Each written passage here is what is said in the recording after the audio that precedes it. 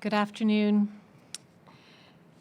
As of noontime today, Prince Edward Island still has a total of 26 cases of COVID-19, 24 of which are recovered. There are no new positive cases. We received 98 new negative tests since yesterday. And of course, this is in stark contrast to the more than 2.74 million cases of COVID-19 around the world and more than 184,000 deaths. Across our own country here, more than 42,000 cases and more than 2,100 deaths. On a more positive note, the doubling of our cases in this country has gone from every 5 to 8 days from end of March to middle of April, and now it's been more than 10 days since we've seen the number of cases double in this country. As we head into another weekend, it's important that we are very clear on public health measures that are still very much in place. We continue in a state of emergency and a public health state of emergency. And we are working very hard on a cautious plan for reopening PEI together, outlining exactly what will be easing back restrictions will look like in gradual phases here in PEI. And this, we've talked about it earlier this week, and we'll continue to talk about it, but it will be laid out more publicly in detail next week. But I do need to be clear that at this point in time, restrictions have not changed. And we're looking ahead to when we will be easing up some of these public health measures. For now, we need to keep doing what we're doing so that we can be in a comfortable place, more comfortable place as we start that process of easing up.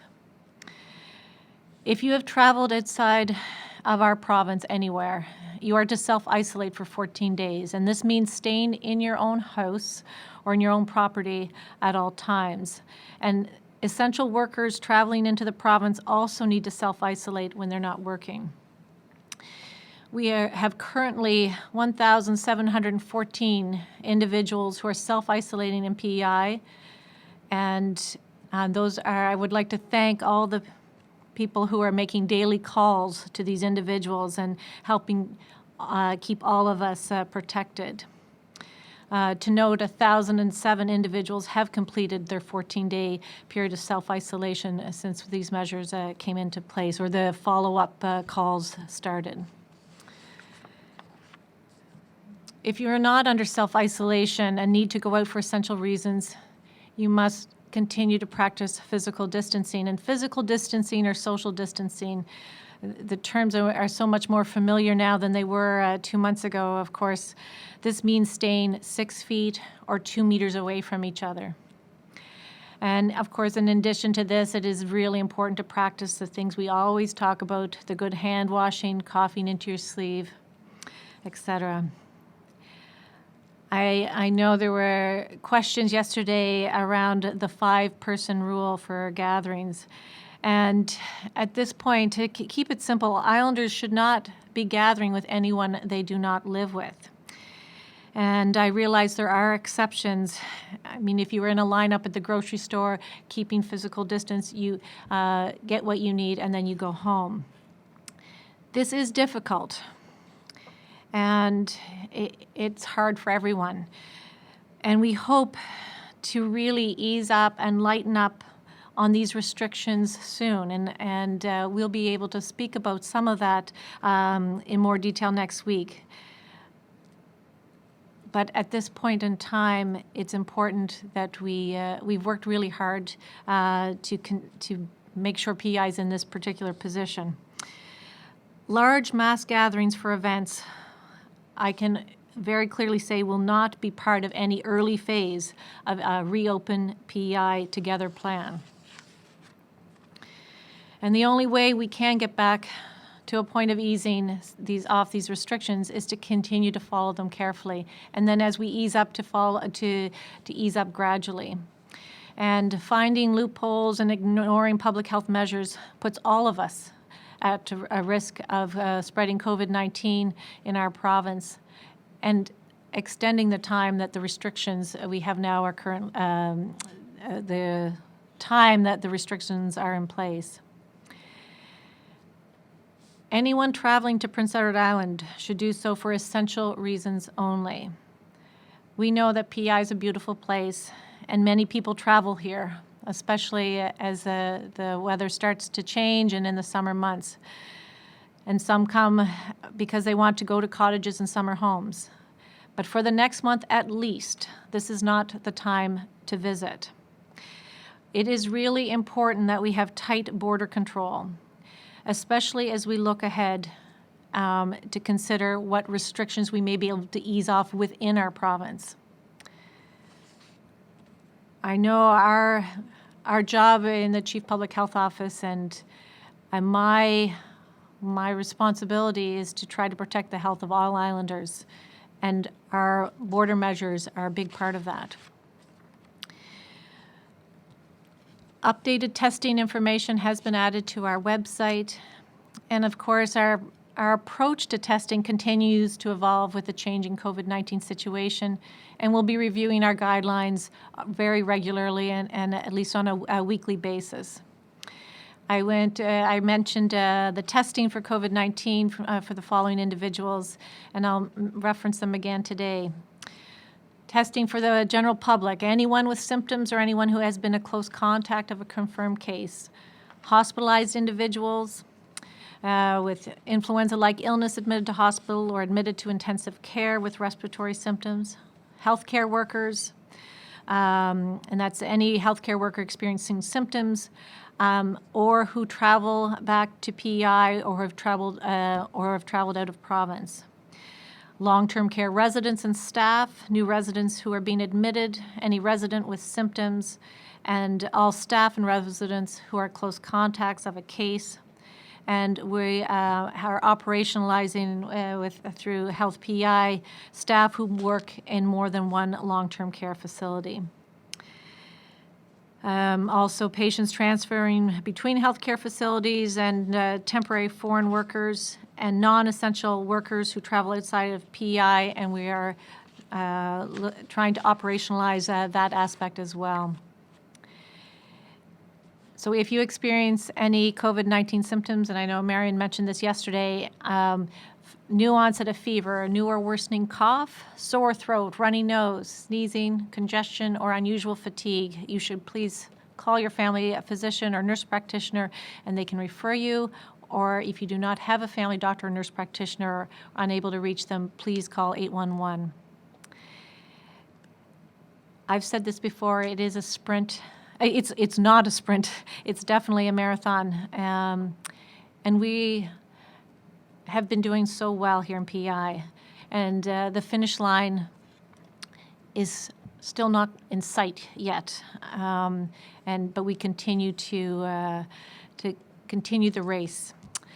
We have to keep going. And I know we're all eager to get back to the way things were, but it is crucial that we do things gradually, carefully, and cautiously to get this right.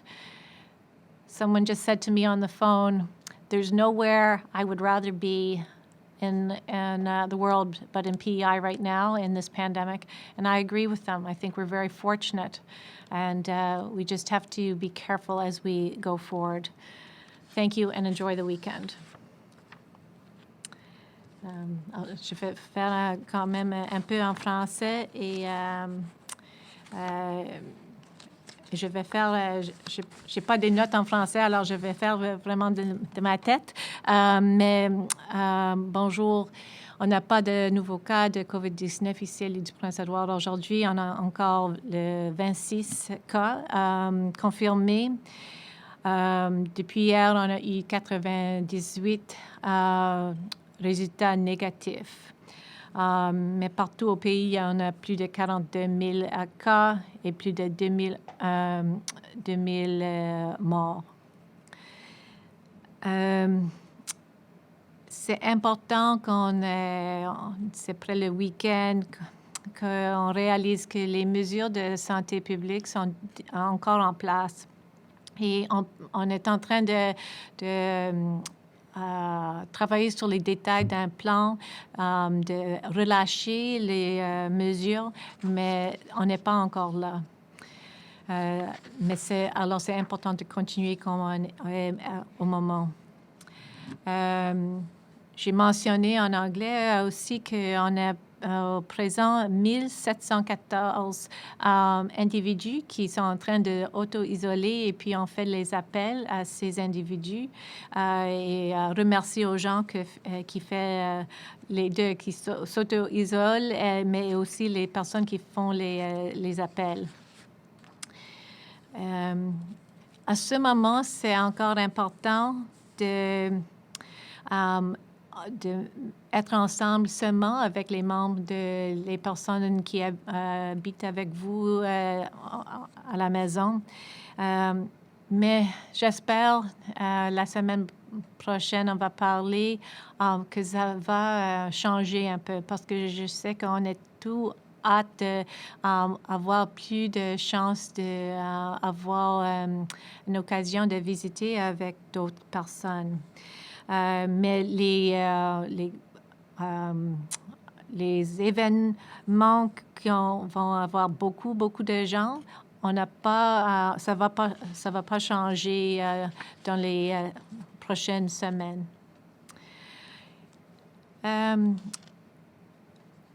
Chaque fois que je remercie les insulaires de tout ce qu'ils font ici. Pour qu'on ait une place, on est chanceux, mais on a travaillé fort d'être ici et on doit continuer. Merci. And I'll turn it over to you, Mary. Thank you, and good afternoon, everyone. As I mentioned yesterday, we continue to evaluate and plan for the return of some services across Health PEI in the coming weeks. We need to do this safely, balancing the need to provide ongoing essential services, maintaining capacity and supplies for any possible COVID-19 surge in patients, as well as beginning to provide services that have been put on hold that may safely be done now because patients have been waiting. Risk assessments on any health services to be reintroduced will be done by Health PEI clinical and operational leadership and with input and direction from the Chief Public Health Office. We do also continue to have a real focus on resident safety in our long-term care homes to ensure the safest protocols and practices are in place. We do continue to offer the cough and fever clinics 7 days a week and the drive-through testing in both Charlottetown and Summerside. Yesterday we saw 64 patients in Charlottetown and 17 at our Summerside clinic. I want to just remind Islanders to please seek help if you have health concerns. We do still offer essential services, and that means that many of our programs are still available. If you've not been notified that an appointment you had booked was canceled, please call ahead to ensure it's still on. And if you have an appointment, please attend and receive the care that you need. These services are being provided because they are important to maintain the health of Islanders. We want to ensure that while we respond to COVID-19, Islanders stay otherwise healthy. We don't want to see increase in health issues unrelated to the coronavirus, but may indirectly happen as a result of this pandemic. Our hospitals and health services are safe, and we are there for you. I also want to remind you again that any emergency or urgency care and other essential services are available, and please call 911 or visit an emergency department if you are in need. Thank you. Thank you, Marion. And open for questions. Tony Davis, CBC. Hi, this one's for Marion Dowling. So with the hospitals cut down to essential services, has there been any consideration given in reallocating that staff to help deliver community care services such as home care? Hi. Yes, there have been some of the staff, particularly in our ambulatory care services and other areas, and that have been redeployed or reassigned to other areas of the system. And the moving to essential services within community and not offering some of our group programming and other pieces of work have also allowed that staff to then be offering the additional services of the screening clinics and the assessment and testing sites.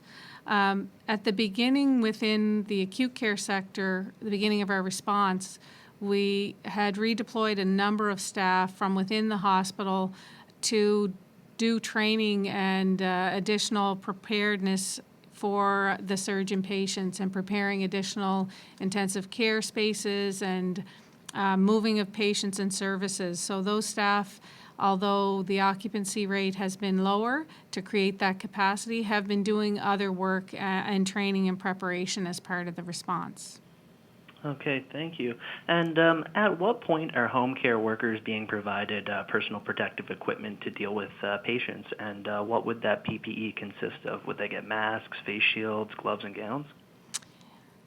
Yes, they would get all the necessary personal protective equipment, and they would have had that in an ongoing way when they've had to go into homes which may have had other types of outbreaks. And I know they've seen clients with different sort of protections that they've need to put in place, as well as seeing influenza clients in the past.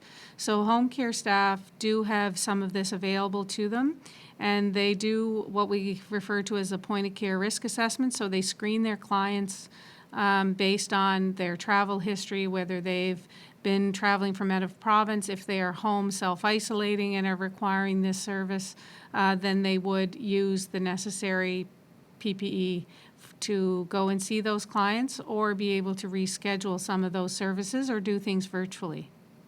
Okay, thank you. You're welcome. Nicole Williams, CBC. Hi there. Both my questions are for Dr. Morrison. You mentioned recreational fishing is one of those things you're doing risk assessments for right now.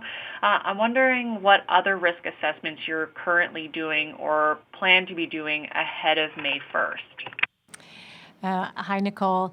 So when I mentioned the working on the detailed plan for that will have available next week, and I know the Premier will be involved. Some of those will be more clear. So there'll be activities. We've talked about them. That mainly outdoor activities. Outdoor recreational activities in part of the first phase, and the importance of doing that gradually.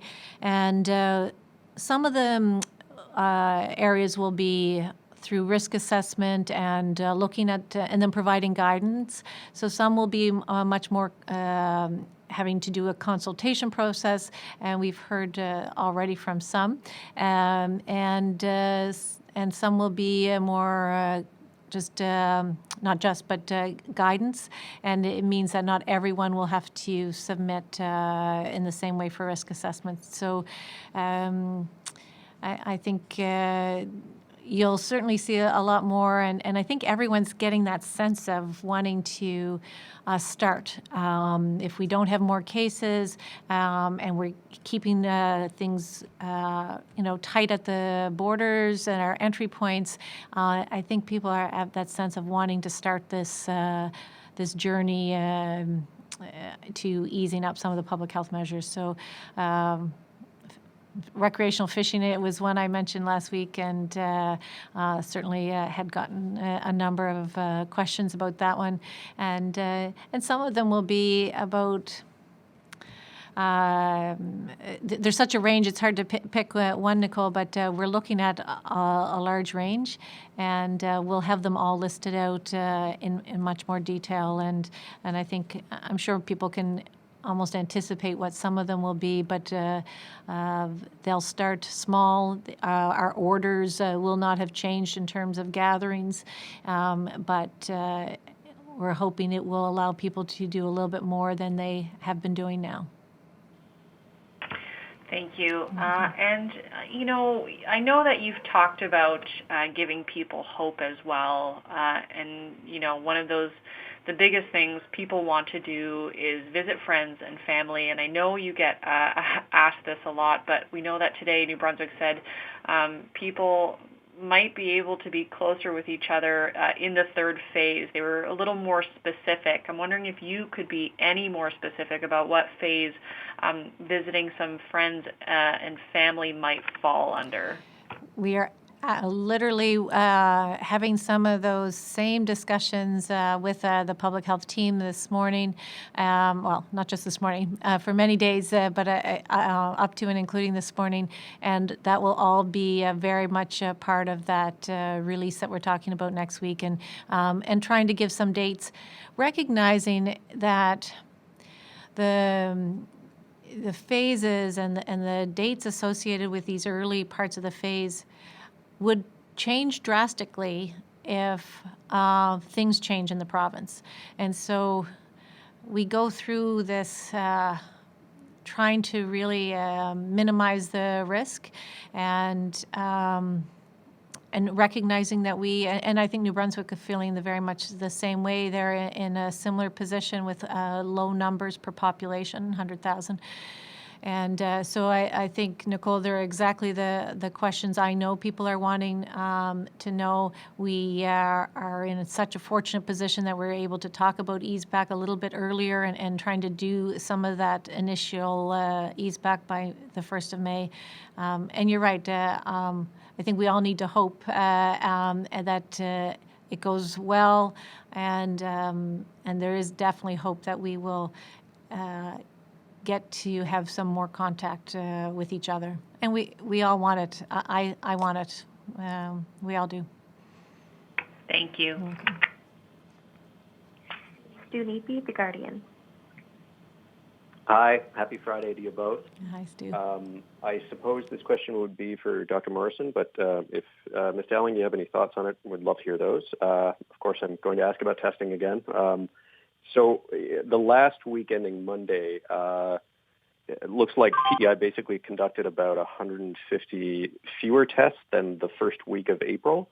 So, I mean, all this week we've been hearing about the importance of increasing rates of testing, more population testing. So I guess what I'm wondering is, going forward into May, when we're easing back restrictions, do we plan to sort of ramp up the number of tests we're doing each week, each day? And which populations do we move into? Like, are we moving into asymptomatic people at borders? Again, are we focusing on long-term care homes? Like, where do we ramp up the testing going forward? Stu, and I'm not sure if you were able to be on the call yesterday or not, but that's exactly what we're talking about. So now, we've able to do 2,000 tests a week, and we have that capacity, and we announced a number of new groups that would be at times asymptomatic as well. So those are exactly why we're trying to reach out, recognizing we have capacity so that we do more tests. So not just people who are symptomatic, but testing people who are healthcare workers, because they're a risk if they're moving between facilities. And they don't have to have symptoms. We want to test them not just once, we want to test them regularly going forward. The same thing with identifying and trying to operationalize some of those high-risk essential workers coming to Prince Edward Island. They don't need to have symptoms. We're going to continue to test them and want to test them regularly. Those are really two groups that we're fortunate, very fortunate in PI to have that capacity to do this at this time. And so that we're actually trying to get more people tested and focusing on certain risk groups, and then we'll continue to evaluate that every week going forward. And so absolutely, I think some of the fewer testing numbers that we did last week actually were because there aren't as many people who are having other viral illnesses with cough and fever. So I think the numbers that we're seeing at the clinic were down last week, but that's why we just keep emphasizing every day in my message, and I know in Marion's, that anyone with symptoms, but it's not just those. We're going to be testing the temporary foreign workers into the province, testing people on admission. Again, these people do not have symptoms, but we think it's really important to continue to test them. And for instance, people on admission into long-term care facilities without symptoms, they won't just get tested once on admission, they'll be tested a few days later as well. So again, really trying to continue to test people. We want to test more people and continue to do so. Okay, thank you for that. I guess as a follow-up about the device that you mentioned yesterday, the Kingfisher machine on loan from ABC. Just wondering why was it yesterday, I guess, that this was announced as opposed to earlier? I mean, does it have anything to do, like the fact that we're using this machine, does it have anything to do with the procurement of supplies like reagents, like the contracts that have been signed by the Public Health Agency of Canada? I don't believe so, Stu. I certainly wasn't made aware of that being part of the issue, or not part of the discussion. I think it was a discussion with the Atlantic Vet College and CFIA with Dr. German in the lab, and I believe you will be speaking to Dr. German or I believe that's the plan. And so I'm sure you can follow up with him for further details on that. Okay, thanks so much. Great, thanks. Laurent, la voix acadienne. Bonjour, Dr Morrison. D'après ce que vous avez dit, je comprends que le déconfinement, il va avoir 3 grands principes qui sont les tests, la frontière qui reste fermée et l'éloignement physique qui va se poursuivre. Est-ce que c'est bien ça, les 3 grands principes à partir du 1er mai? Bonjour Laurent. Vraiment, la frontière, c'est important comme vraiment sur un côté. Les tests vraiment au milieu et la distance physique. Et aussi, après qu'on annonce un plan, c'est aussi d'avoir notre officiaux du santé publique qui vont répondre aux des complaints ou s'il y a un problème. Et puis, ils vont aussi aider à inspecter comme comme un resto, comme il fait maintenant, mais c'est à propos si il peut fonctionner dans une façon qui est en sécurité pour la public. Alors, c'est l'autre chose. C'est les 3 que vous avez mentionnés, mais encore, il faut avoir un renforcement et sur l'autre côté aussi. D'accord. Donc, ce que vous dites, c'est que, par exemple, les restaurants pourraient éventuellement rouvrir si ils peuvent maintenir l'éloignement physique entre les clients, c'est bien ça? C'est pas sur une des phases, des étapes en premier, mais ça va être plus détaillé la semaine prochaine dans le plan. Mais à un moment donné, ça va peut-être fonctionner avec un certain nombre de gens au resto, par exemple. Mais notre officiaux vont pas seulement aider avec les restos, c'est les autres business. Et puis, si quelqu'un pense que ça ne va pas quelque part, même une organisation ne fonctionne pas comme il faut, ils vont aider à régler. Merci. OK, merci. François, Radio-Canada. Bonjour, Dr. Morrison. Vous avez mentionné 1700 personnes, plus de 1700 personnes qui sont en isolement et auprès desquelles on fait des vérifications régulières. Quelle sorte de pression ça met sur votre service? Quel nombre de ressources ça prend pour être en mesure de faire des suivis aussi réguliers et serrés avec ces personnes? Bonjour, François. Ça prend assez grand nombre de personnes. Je pense qu'il y en a 15 ou 20 depuis le début, et puis ils travaillent 7 jours par semaine. Mais on est en train de chercher des autres pour qu'on peut donner des jours de congé aux gens. Alors, mais c'est une équipe vraiment, il s'appelle, il sait qu'il travaille sur Operation Isolation, et puis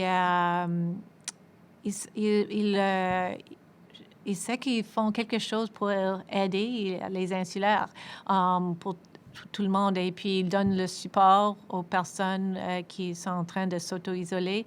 Alors, ils sont une équipe qui a beaucoup d'énergie, vraiment, pour qu'est-ce qu'ils font chaque jour. Mais c'est un peu de travail, bien sûr. Et une fois que cette pandémie va être terminée, une fois qu'il y aura moins de personnes qui vont être en isolement, quelles tâches vont faire ces 15 à 20 personnes qui travaillent pour faire des suivis comme ça? C'est les personnes qu'on a maintenant qui travaillent normalement pour d'autres parties du gouvernement. Et à ce moment, ils ne travaillent travaillent dans leur propre département, alors ils travaillent avec nous. Alors, ça va changer quand on commence à retourner au travail dans les semaines qui suivent. Alors, pour cette raison, on cherche d'autres personnes aussi. Merci. Okay, merci. I'll just translate those last couple of questions. One from Laurent was about what are the big areas of focus as we go forward in terms of easing up. And really, we talked about the strict border control, the tests, which are really a focus here in Prince Edward Island, so we know what is going on. And then, of course, physical distancing being a key part of it that he mentioned. And then the other part being on the other end of it, trying to make sure we have good inspections to make sure that as we ease up and things open up, they do so protecting the staff and the public. And there'll be increased inspections and follow-up of complaints from that regard as well. And the other question was about how many people we have trying to make those calls to the 1,700 plus people who are self-isolating.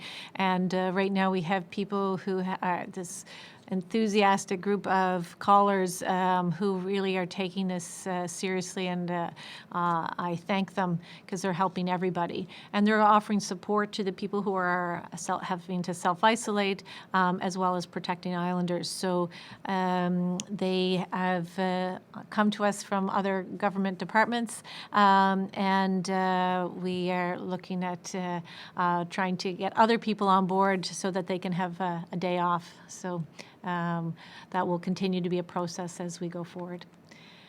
Thank you very much.